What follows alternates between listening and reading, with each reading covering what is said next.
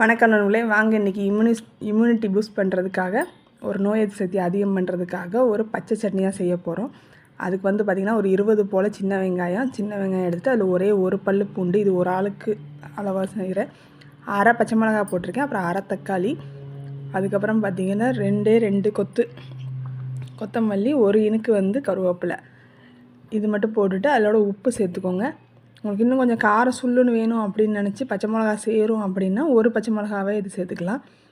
நான் காரம் கம்மியாக வேணுன்றக்காக இது பண்ணியிருக்கேன்.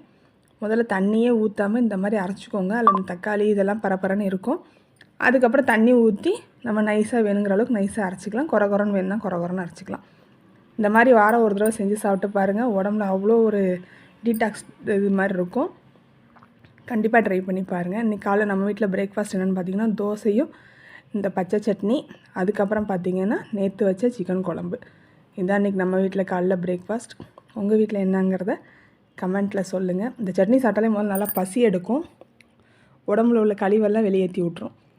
இந்த மாதிரி கண்டிப்பாக நீங்கள் ட்ரை பண்ணி பாருங்கள். இந்த மாதிரி வீடியோஸ் பார்க்குறதுக்கு நம்ம சேனலை ஃபாலோ பண்ணுங்கள், லைக் பண்ணுங்கள், ஷேர் பண்ணுங்கள், சப்ஸ்கிரைப் பண்ணுங்கள். தேங்க்யூ.